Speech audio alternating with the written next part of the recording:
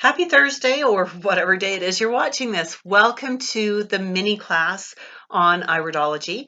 Today we are doing an introduction to iridology, and we've included a couple of case studies to give you some insight as to how to use iridology in a clinical setting. Now, if you like this video, give me a thumbs up.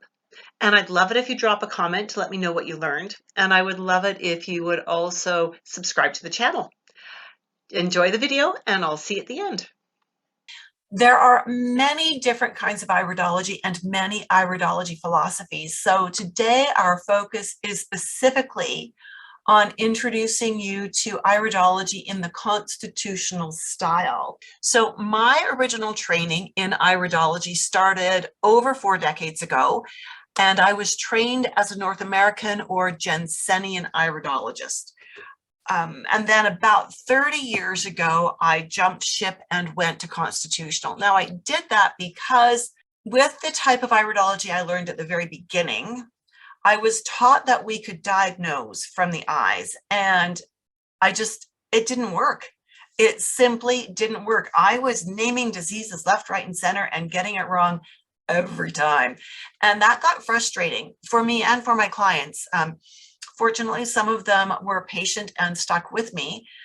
But just as I was about to quit iridology because it clearly didn't work, I learned about constitutional, and that was a turning point for me. I feel that it was a huge blessing that I was able to learn constitutional iridology, and I really love teaching iridology in the constitutional style. It is such a holistic way of doing iridology. So I hope that as we go through today, you will see what I see, and I hope that you will also ask questions and drop comments for me in the chat box. Quick introduction of myself. I got into holistic healing, like I said, just over 4 decades ago, because I had health problems that the doctors didn't seem to be able to narrow down or broaden out, or we were getting nowhere. They're doing tons of testing, and they couldn't isolate what the problem was. And right about then, I met a fellow who was a few years older than me. He knew a little bit about nutrition, a little about herbs, a little bit about iridology, a little bit about muscle testing, a little bit about all kinds of things, right? And he got me started, and it made sense. It worked. I felt so much better. I got things under control. Then I fell in love with the guy and I married him. Yeah, I always say I got into this business for love, not for anything else. But because of that, it has launched me forward. That was my starting point. I was supposed to be a school teacher. I was in university to be an elementary school teacher. And as I discovered this, it was like, yeah, no, that's not going to work. I am not going to be happy in a classroom with children, but put me in a classroom with adults and I will do cartwheels for them. I love teaching adults. So over the years, I've accomplished many things. I've written many books that I self-published and self-distributed. Pregnancy Naturally, The Herbal Birth Kit Handbook, Healthy Kids Naturally, The Essential Guide to Nature's Sunshine Products, Biokinesiology and Color Therapy Level 1 and 2, and the Confident Nutritionist Dynamic Iridology Textbook.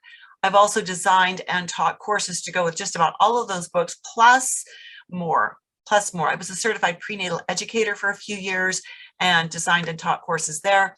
And recently, and these are up to date, we renew our badges, if you will. We renew our credentials every 2 years with IPA. So about 5 years ago, I became a certified instructor with the International Iridology Practitioners Association. And then when they launched level 3 2 years ago, I took the training and did the certification to become a level 3 iridology instructor. I'm one of only 5 level 3 instructors in the world to date. I'm also a master herbalist and a proud member of the Alberta Herbalist Association. I'm also a trained nutrition coach, and I am affiliated with the Canadian Association of Holistic Nutrition Professionals and the Canadian Association of Natural Nutrition Practitioners. Now, that's really important because whenever I talk about iridology, I incorporate herbology, nutrition, lifestyle. Iridology to me is an extremely holistic tool, and it helps me draw on all the other training I've got to make the best recommendations for my client. Some of my clients will do far better with flower essences, or they all do nutrition because that's just a core rule for me. Some of them will do well on herbs, but some won't. And so I need to have tools, but iridology helps me choose the right tools for the client. I'd love to know if you've got any other modalities under your belt. Do you do nutrition?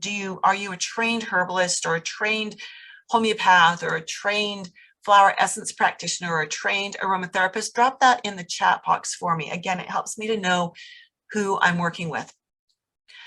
Just so you know, the next live course of Dynamic Iridology is starting on January 12th. Now, these little free mini classes that I do are designed to dip your toes in, just kind of give you an introduction to things, give you a taste of the flavor of iridology, so that you can decide whether you want to dive in and actually do a full-on course.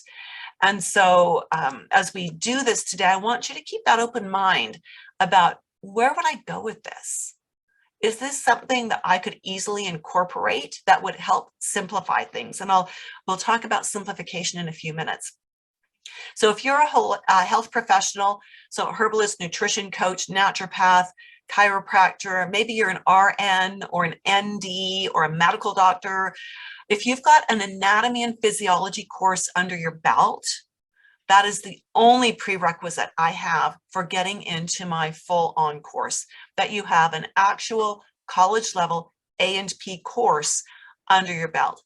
And if you're interested in learning how to use iridology with your clients or your patients, stay tuned, because I've got an invitation for you coming up at the end of this webinar. Again, if you're not a health professional, or if you don't have A&P, but you want to learn iridology, reach out to me. I will recommend the best A&P course that I know of. Let's get you up to speed with that, so that we can bring you on board to learn iridology at a deep level, at a level that's actually going to service you well. Just before we start looking at eyes and talking about iridology specifically, I want to share with you what one of my recent course grads said. This is Joyce Lee. She's a clinical aromatherapist, a certified esthetician, and a chartered herbalist and a nutritional consultant. She's got some good training under her belt. She said this: I took an iridology course from another school a few years ago, but I was left feeling inadequately trained with no confidence in the material or my abilities to perform accurate assessments.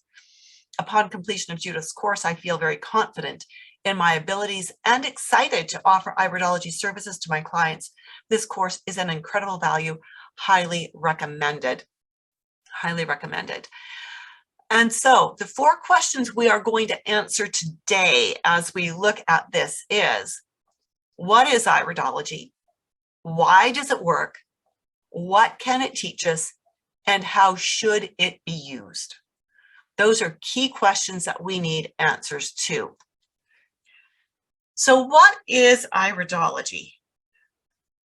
Iridology is the study of the colored part of the eye. So the iris is this part of the eye. And we'll dive deeper into why that's important. Okay. And the correct pronunciation here is iridology, because it is an iris. It's not iridology. It's not an iris. Okay. It's an iris. So it's iridology. Modern iridologists also now include sclerology, because what we know is the iris is genetic, the sclera is dynamic. So we look at textures on the sclera, we look at blood vessels, we look at what those blood vessels are shaped like, we look at where they're sitting in the sclera, and it is able to give us information about the current situation in the body. So the question then is, why would we want to know about the genetics? When we understand the genetics, we understand at a deeper level why things are happening, right? So Daryl is asking, do you teach about sclera in the iridology course? We absolutely do. We do have sclerology units in the dynamic iridology course. Absolutely. Because that is in part because that is a part of the required curriculum for certification with the International Iridology Practitioners Association. And in part because it does give us that deeper insight. It helps us understand more completely what we are looking at and what we need to do, right?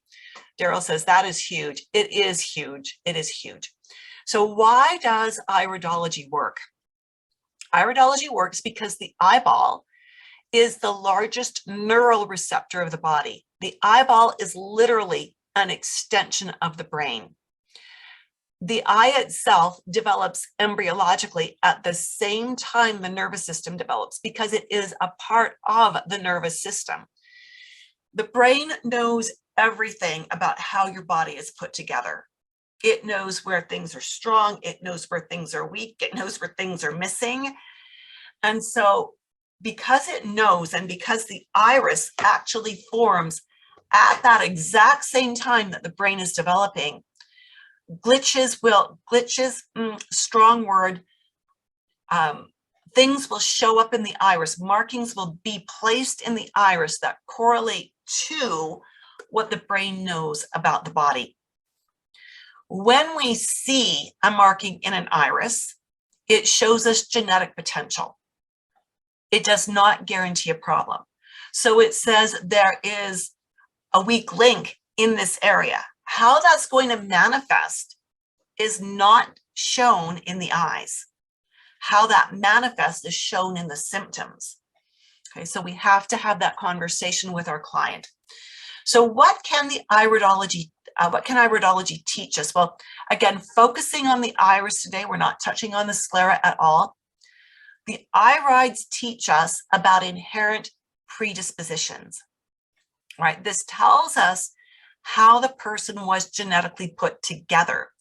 In particular, the base color and the lay of the fiber give us much information about how this system is designed to work. For example, this set of eyes tells us that this person spends a lot of time reacting in the sympathetic nervous system. That means this person's always on edge, always ready for the next crisis, fight, flight, or freeze, right? And so when we see this in an iris, we want to understand, we want to ask them, how do you respond to stress? How does it show up in your body? Do you have symptoms of stress? You know, some people, when they're stressed, they just back away from the world and they want to be alone. That's all they need to do to deal with stress, is back away, get a break, then they come back recharged, ready to go. Some people eat. Some people get shoulder pain. Some people have gut issues. So Megan is asking, what shows this stress? Nothing in the eyes shows stress. We see a predisposition to functioning in the sympathetic nervous system. Maybe this person has already learned how to manage their stress, in which case the markers will still be here, but the symptoms will not. Does that make sense, Megan? So these rings are what show us that this person is predisposed to functioning in the sympathetic nervous system. This is why we never do an iris analysis cold. We always have a conversation. These rings do not mean this person has stress. It means their body is programmed to respond very strongly when there is stress. So when we see the eyes, we want to combine what our client has asked for help with what we see in the eyes, and that's going to help us know what questions we need to ask our client to go deeper, to understand who they are, how they're put together, and how to support them the best. So the eyes teach us what questions to ask. Now, this particular client came in not with a stress situation, but with recurring bladder infections and allergies. Looking at her eyes constitutionally, her eyes suggest an increased predisposition to allergies and to infections because her liver doesn't want to do its job properly. This is where you need to understand your A and P. When I ask people, what does the liver do? They always say detox. But did you know the liver does 500 different jobs? No, you don't need to list all 500, but you need to know the biggest jobs it does so that you can understand how the liver could impact things like allergies. How can the liver impact things like immune, right? So you have to know your A and P. If I was simply giving her herbs to deal with a bladder infection or to deal with allergies, I would be putting Band-Aids on things, right? But by understanding that she's got this undercurrent of liver, I know that if I work on the liver, it's going to have an impact on the allergies and her recent history of bladder infections. So, you could consider in this case using something like golden seal. It's a bitter herb that works well with the liver, but it probably won't do anything beyond comfort measures for the bladder because it's only the messenger. So constitutional iridology does not enable us to diagnose. It doesn't let us give disease names, but it gives us a guide as to how to ask questions. Now, I want you to notice that as we were looking at these eyes, I never said she's toxic. Now, some of you have training where you look at this eye and go, you're toxic, you need to cleanse. That is, in my opinion, and based on constitutional iridology, that's garbage. The eyes do not show toxicity. Symptoms show toxicity. I did not say this person needs to cleanse. This person may or may not need to cleanse. The eyes are not going to show me that. Their symptoms are going to show me that. I have not said this person has a congested liver. I've said these eyes show this person has a predisposition to the liver wanting to be out of balance. That's not the same as a congested liver, right? So again, we have to ask questions. I've not said these eyes look unhealthy, because they don't. These eyes are genetically what her parents gave her. We can't possibly know if this person is toxic or if they've got a congested liver by looking at their eyes. We need to have a conversation with the client. So I would do liver support here. I would do fairly broad liver support directed towards the allergies, but I would also be looking at liver support and probably nervous system support to deal with the bladder, because the bladder infections are not always an infection for an infection's sake. There can be nervous system and emotional reasons why bladder infections happen. So again, I need to understand my client. Does that make sense? Does that make sense that we have to have the conversation to understand more about the client, to understand how to interpret the eyes? So in this case, again, the iris is genetic, the sclera is dynamic. We're not going to touch on sclera. Notice this client has a tight collarette. She did not do this to herself. That's where her parents put it. That tight collarette suggests a predisposition towards constipation and poor energy production in her body. But I have to ask the client, I have to ask her lots of questions. Never tell the client what they should be feeling. This client was in her mid-40s. Do you think she already figured out that she had a constipation problem? Or do you think if she had a constipation problem, do you think she figured out ways to work on this?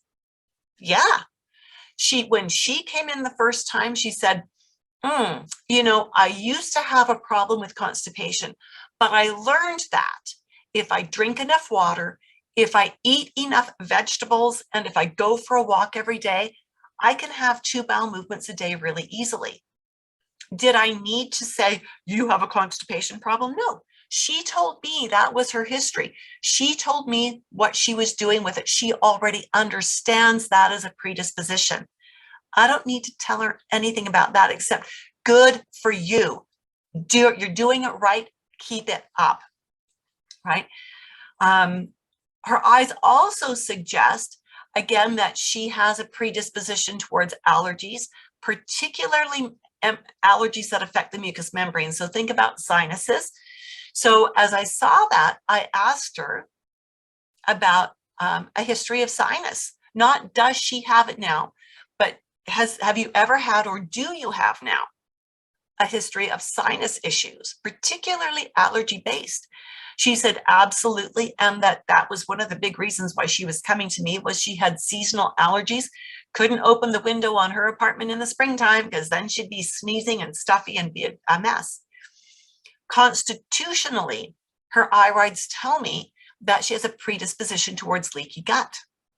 Well, again, when you understand your A and P, you'll understand that leaky gut means that she's going to have a bigger risk, bigger chance of problems with immune, which translates for some people into allergies, right? So even though she actually doesn't have any gut symptoms, she felt her digestion was working well, no real problems with gas, either burping or passing gas. She wasn't avoiding any particular foods that upset her stomach. She just learned that dairy also congested her, so she was doing minimal dairy.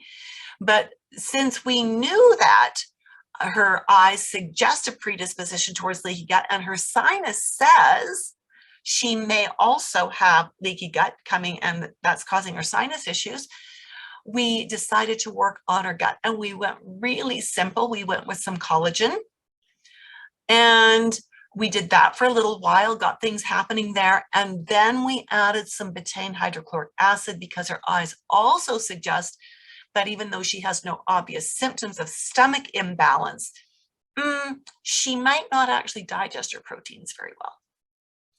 That was what we did, and we got her to where she has no allergies anymore. So it wasn't that she needed a herbal remedy to deal with sinus, it's that she needed to work on her gut. She needed to heal that intestinal lining, and she needed to digest her proteins better.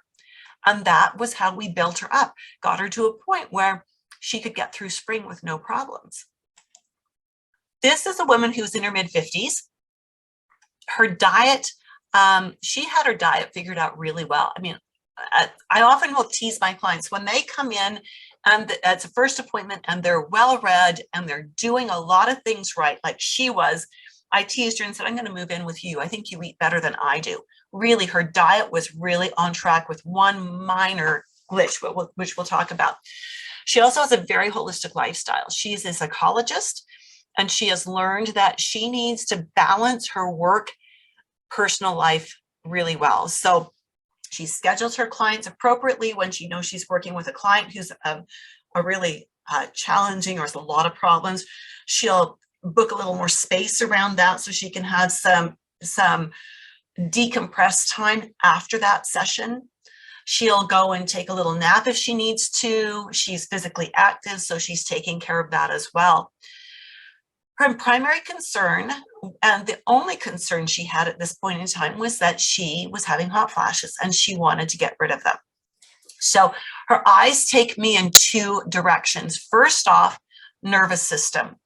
What I see here is, again, someone who responds in the sympathetic mode. So I needed to then look for markers for adrenal glands as well, which she's got a few. And I needed to ask her, how does she handle stress? And that's where I learned that she buffers her appointments. She takes naps when she needs to. She goes for walks. She'll work out. She makes sure she gets enough rest. And I asked her specifically, do your hot flashes get worse when you have stress? And she said, absolutely. So that was cool. So then, because of what I see overall in her eyes, I'm not even nitpicking individual markings. I am working constitutionally here. I notice that she's got some indications of some liver predispositions.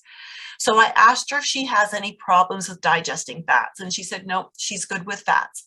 I asked her if she has any anger issues or if she holds on to a grudge. So she's a psychologist. I would hope she would have the tools and that she had practiced those tools. And she said she used to have a problem, but she doesn't anymore. She's learned how to work through all of that. So when something comes up that triggers her, she works it through very quickly, deals with it, and gets rid of it. So the recommendation I had was an invitation to do an experiment. The only thing that was off in her diet was that she had 1 cup of coffee a day. Coffee has caffeine and it has acids. Both of those things mess with the adrenal glands. And in her case, I suspected that her hot flashes were coming from her adrenal glands being just a little fussy. And so she said she'd do the experiment. She came back and she said, I had asked how to go. How did you feel when you had no coffee? She said hot flashes were gone.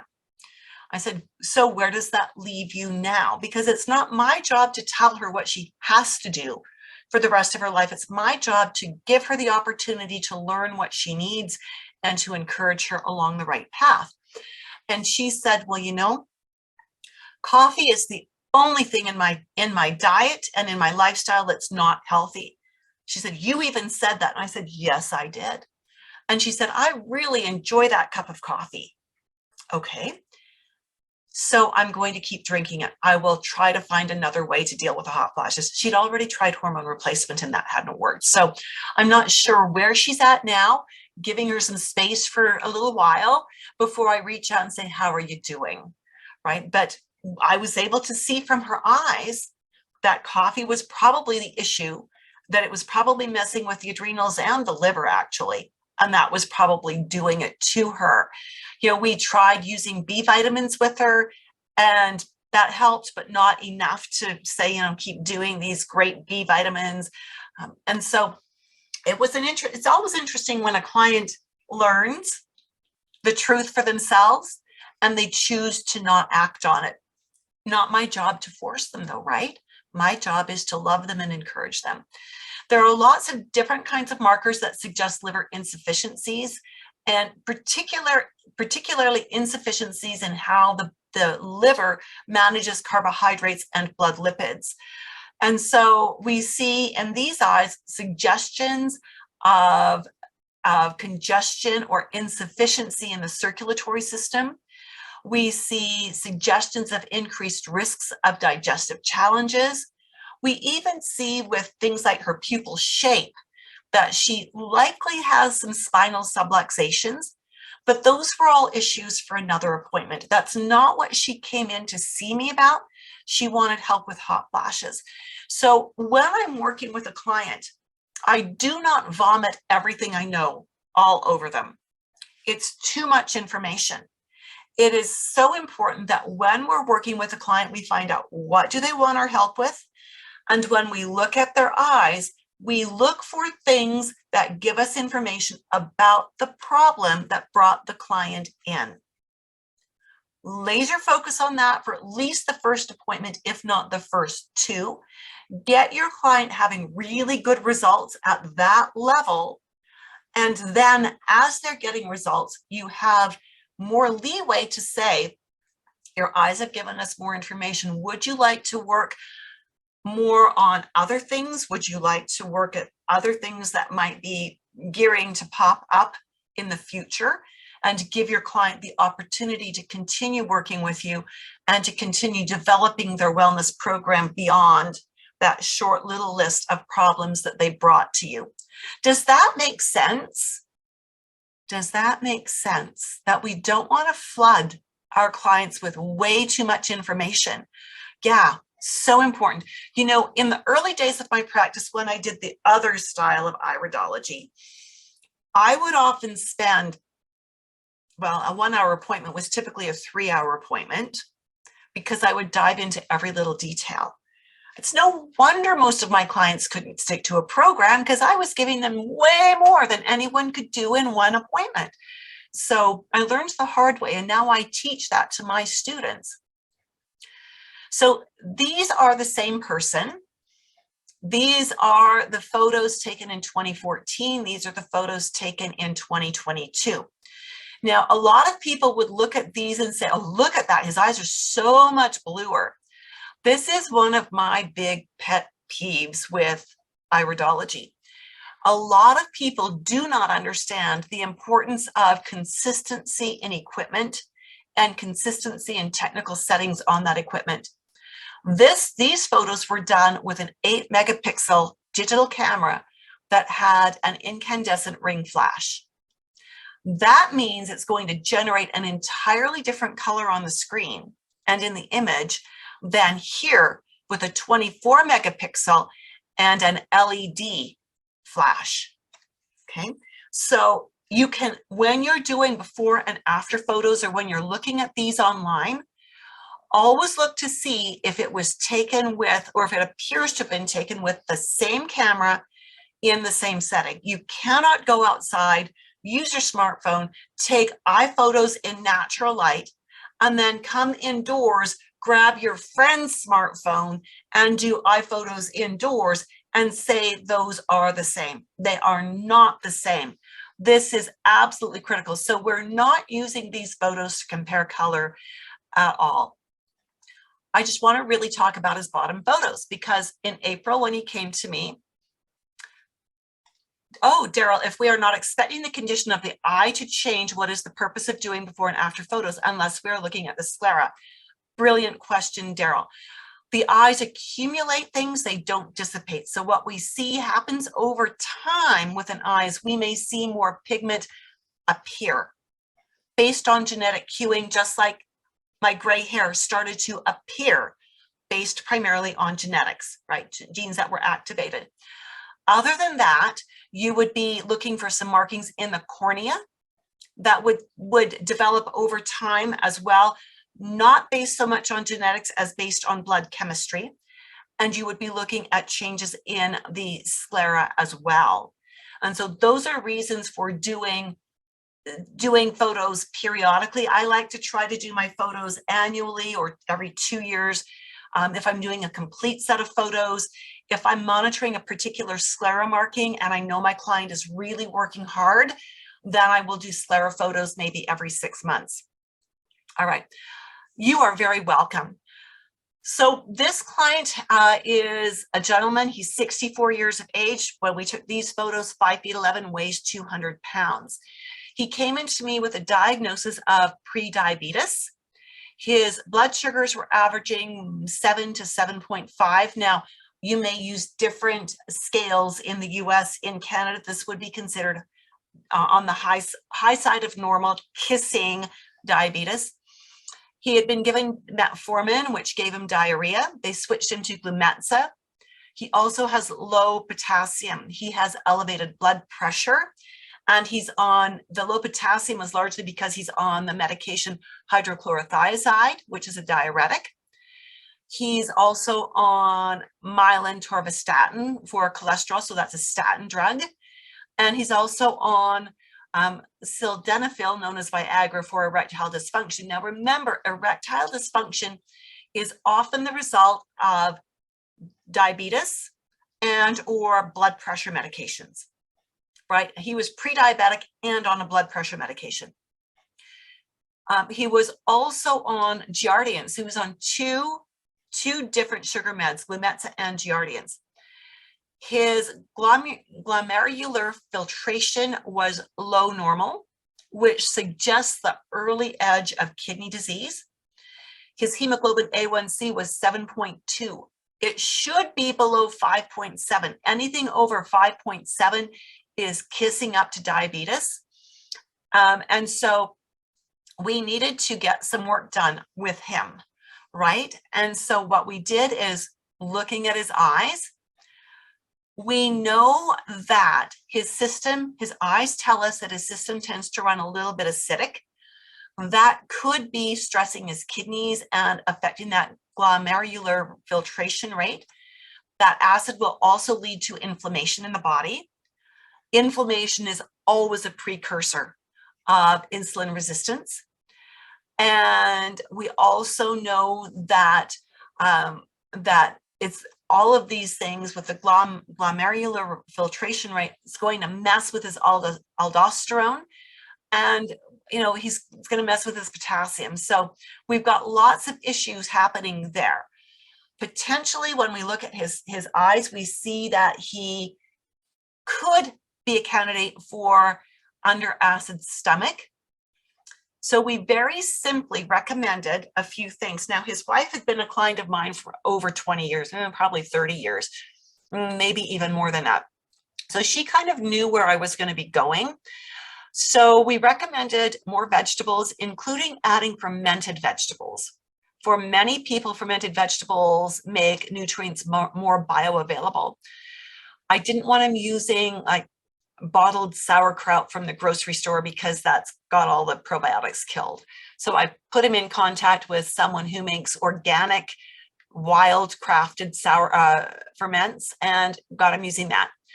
Wanted him to add protein to his breakfast because currently he was mostly doing just a carb breakfast. Needed him to eliminate coffee, which we worked on. We increased his vegetables in general, especially his leafy greens. And we got him to start including exercise. His work is quite sedentary, but he's in a security center. So he's often sitting in a room with all the computers, watching all the computer screens, all the security cameras. But he could, in that room, sitting down or standing up, use stretchy bands for resistance training.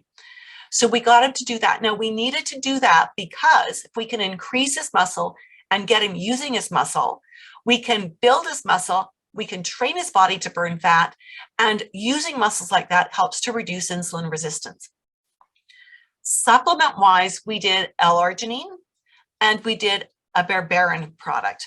Now, I did a lot more with him on a first appointment than I would normally do, but it wasn't really first because I'd seen him 5 or 6 years previously.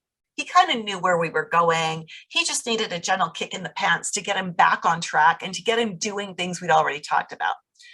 After 3 months, his hemoglobin A1C was 5.7. So that's down from 7.2. Pretty amazing. His doctor said if he could continue to bring it down, they would get rid of the Glumetza or the Giardians. Now, I noticed in that follow-up appointment that he was clearing his throat a lot, which is often a symptom of reflux. So we tweaked his program a little bit. I added some protein digestive aid, which is a hydrochloric acid supplement, because I really suspect from what I see in his eyes that he is prone to being low acid in his stomach. Also added garden essence enzymes, which will help him digest his carbs and his fats more effectively. Kept him on the berberine and the L-arginine. And I suggested that he maybe get assessed for a locked diaphragm. Because when I checked and did my little screening here for that, I suspect the diaphragm was locked, which would contribute to acid reflux. Very interesting. Another appointment with his doctor just recently, just in the last month. His hemoglobin A1C was down yet again. His cholesterol numbers were all correcting. Everything was coming up roses. The doctor took him off both the hydrochlorothiazide and the Glumetza. We were super excited that using diet and lifestyle and based on what we saw in his eyes, based on my conversation with him, that we've been able to make that progress. Now, we're hoping that as he continues to work and as we continue to develop his program and his lifestyle, that and tweak it. Develop doesn't necessarily mean add more supplements. Develop means keep shaping it to be where his body needs it to go. We are hoping that we will get rid of even more of those medications for him.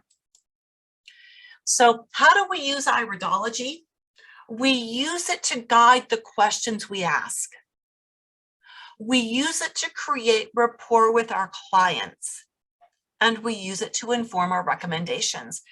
I want to ask you, when you're doing an intake, do you use an intake form that has several pages of lots of questions? If you do that, give me the word intake in the comments. Do you have an intake form that your client uses, that you use to gather information? And those intake forms ask every client the same questions. And I'm not saying it's necessarily bad to do that. Anita, thank you for that. How about anybody else? Are any of the rest of you seeing clients and using an intake form? We've got more than Anita here, and I appreciate Anita being brave and posting that for me. When I do iridology, my clients do not fill out an intake form, because that intake form that I used to use asks so many general questions that don't give me the information I need. Personally, I hate intake forms. I don't like filling them out. I want my practitioners to have a conversation with me. And so my iris assessment is my intake form. The first question I ask my client when they come in is, what would you like my help with? I'll ask them if they're on any medications. Have they had any diagnoses from medical professionals? Have they had any surgeries? Is there a family history of anything? Then I take the eye photos, and then I use the eyes to guide my intake. The eyes and whatever my client wanted help with. I've never yet had a client complain about not having to fill out endless pages. And what I have found is that because we do it this way, it creates a very deep rapport very quickly. because I'm only asking questions that are relevant to my client. Does that make sense? Clients love that. They love knowing that the questions I'm asking are only about them, right? They love it, love it. And of course, I'm jotting notes the whole time. I'm writing down what they're saying so that I've got that in my record. They don't waste time filling out a form. I don't waste time reading a bunch of, some people don't give you any information really on the forms. Yes, no, maybe, right? Or really sketchy. So it's not useful anyways. It's a waste of paper and a waste of time. Here's one more client, 44-year-old. She was diagnosed with PCOS in her 20s. She was successfully had 2 kids, their ages 8 and 10. I love this. Megan is saying, I can't imagine not using a form, but this sounds better. Oh, Megan, I will tell you, it is liberating to not use a form. You just figure out the format that you want to keep your notes in so you know where to find what you've said. And I just they sign a release form, an informed consent form. After that, the notes are on loose leaf paper, right? Really easy. I'm still a paper and pen girl. Back to this client. She's 5 feet 10 inches tall. She weighs 275 pounds. She's not happy at that weight, but she seems to be unable to lose weight. And she has hair growth where it doesn't belong on a woman. She has fatigue and she's got depression. This is her first appointment. And so she's on an antidepressant to help mitigate that. Her menstrual cycles are not regular. They're happening every 4 to 6 weeks, which for a PCOS client is not bad, but the irregularity is telling us that her hormones are not balanced. She was born without an ileocecal valve. Isn't that interesting? We do not see that anywhere in the eyes. Just saying. She also has rosacea.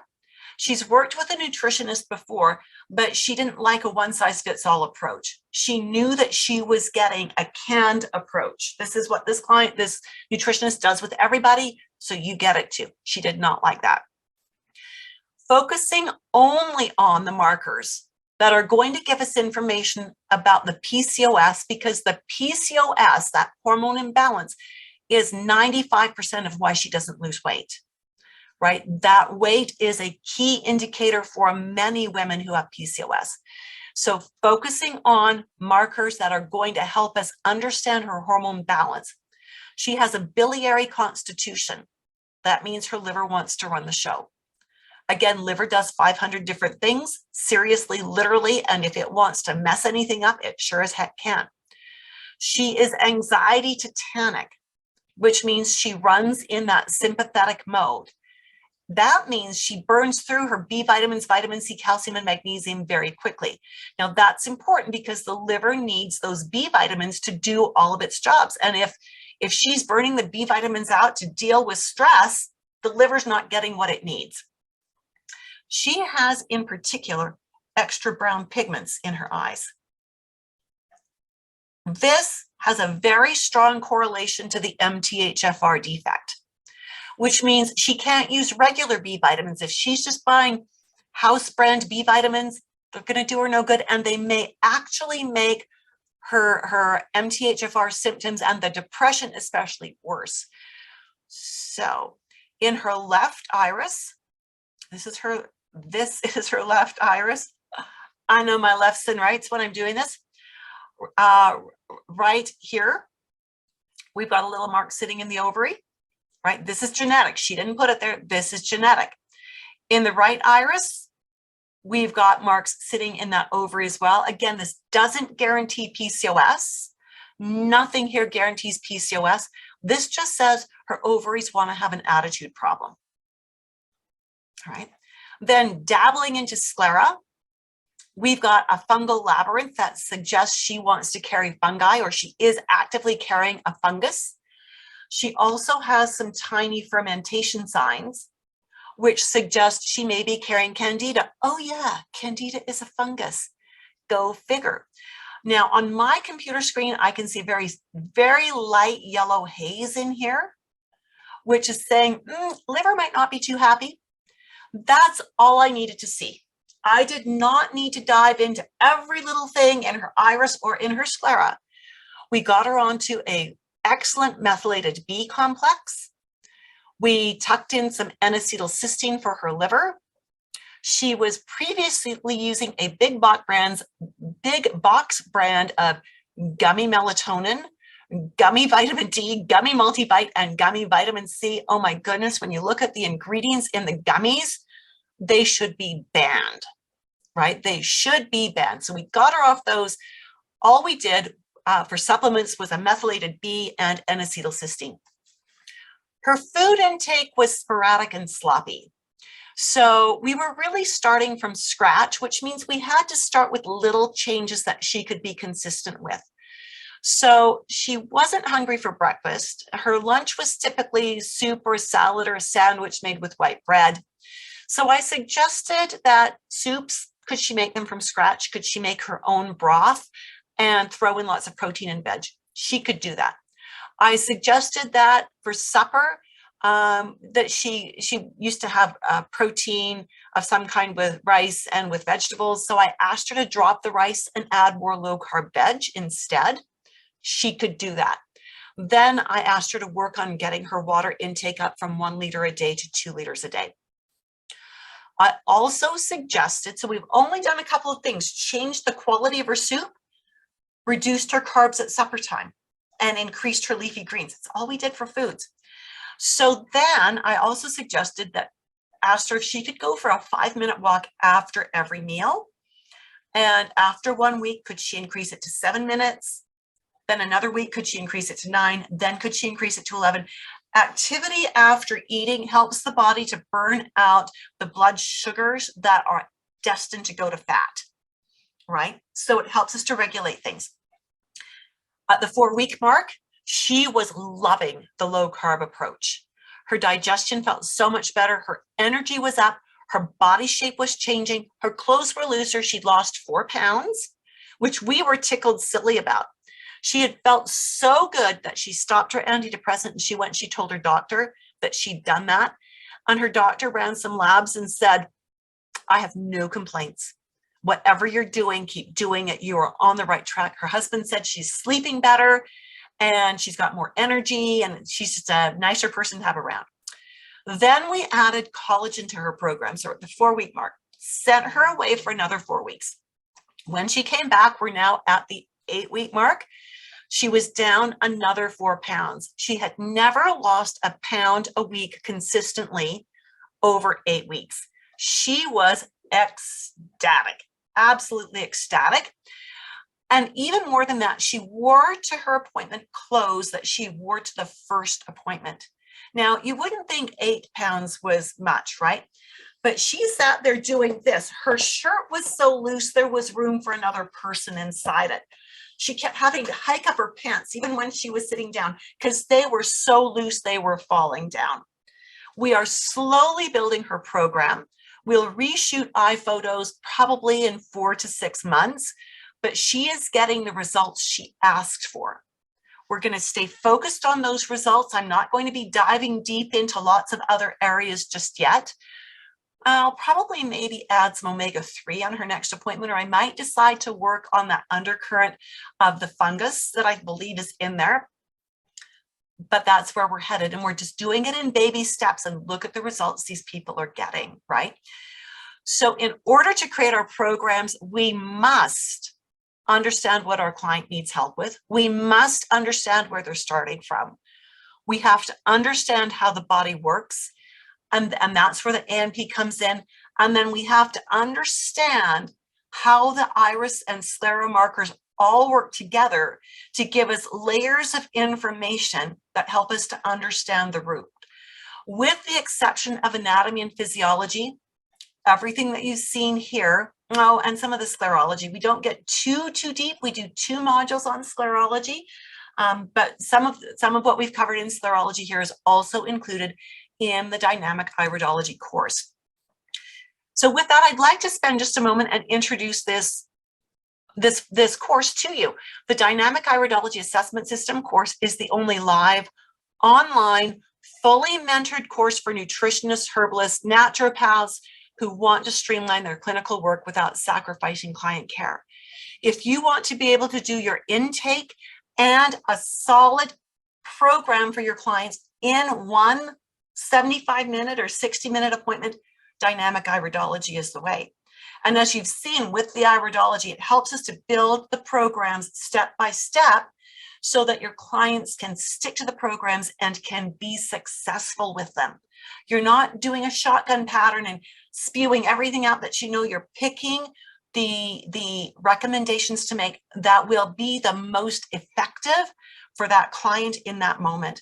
Absolutely key, because you want your clients getting results quickly so that they want to keep coming back and they want to keep progressing and building the program, right? So if you want to learn more than just basic iris markers, if you want to learn how the markers play off of each other, if you want to be mentored in creating programs for your clients and even in doing iris analysis, if you want long-term support even beyond the end of the course, then I'm inviting you to hop on a call with me, because we teach all of that. The next course is starting on January 12th, and registration is only over a call. We do a Zoom call. And it's not open to anybody. We have to have a conversation. I have to know that you've got that college level A&P, and I want to make sure this is a good fit, that we've got good chemistry, right? I don't want to take on someone where it's not going to be a good fit for them. I don't want your money if the course isn't a good fit, right? I only want to teach you if this is the right thing for you. Here's what another one of my grads said. This is Adam. He's a naturopath and herbalist in the UK. He said, he came to me already with iridology training under his belt, and good training, I might add. He said, having had comprehensive iridology training in the past, I can attest that the dynamic iridology course is well-rounded and covers all the necessary basics embellished with the teacher's own experience and discoveries. The course is taught from up-to-date information, and it is clearly apparent how much work she puts into staying in the forefront of iridology. The hidden gem in this iridology course is the ongoing support that Judith kindly offers, and which I find to be an invaluable gift and resource. So let's talk about the course just briefly. The course is taught by a live webinar in small groups. There will never be more than 10 students in the group, because I want to make sure there's time for you to ask questions and get the answers you want. Every class session is 2¼ hours long. We meet once a week for 20 weeks. Every class session is recorded and is loaded up to your student site. So if you have to miss a class, or if you want to review a class, you've got that. We do live group mentoring twice each month. This is open to all of my students and grads. And this is an opportunity for you to bring cases that you want support with. It's an opportunity to talk about business development, whatever you feel you need support with that correlates to your iridology business. We can talk about it in office hours. We have a student and alumni MeWe group. This is, instead of being Facebook, where Facebook censors what we say, MeWe lets us speak freely. This is a private group only open to my students and alumni. Again, post questions, post cases, post things you want to talk about, get feedback from the group. It's a lovely community. I also include in the course the digital version of my textbook. I've not put this into print because when we learn new things, and when the International Iridology Practitioners Association tweaks the curriculum, I can easily adjust a digital textbook and make it available to all of my students, past and present. So you're not buying a textbook that could be out of date in a few years. You're getting a free download as my gift. We also include 45 pages of digital study notes that we call the cheat sheets. This is all of the curriculum broken down into simple charts and tables for you to use for really quick reference when you're with a client. Clients really value when you are unsure of something and you take a moment to look it up with them sitting there.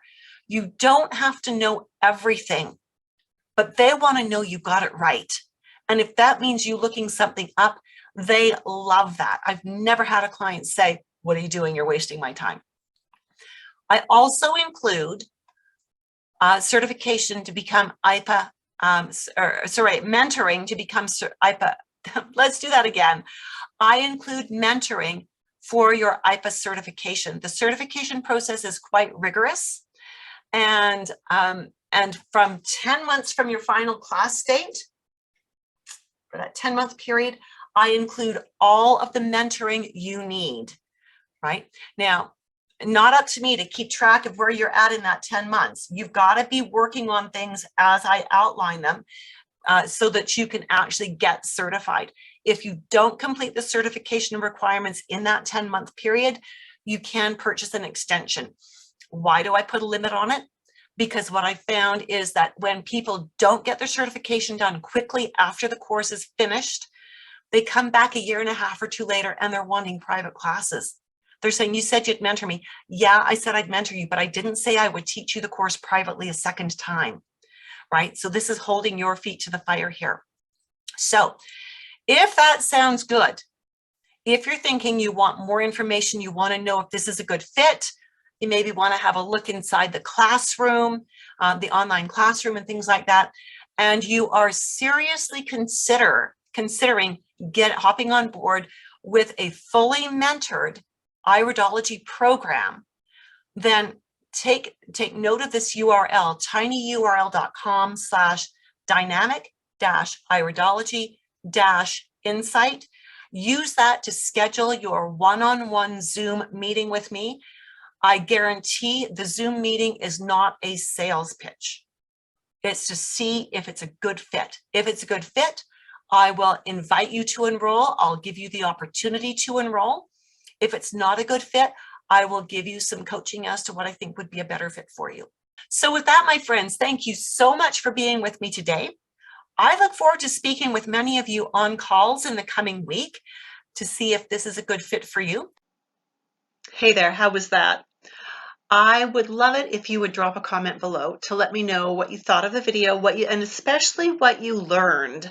I would also love to see it a thumbs up, and I'd love it if you'd share this video with a friend and subscribe to my channel. See you later. Bye for now.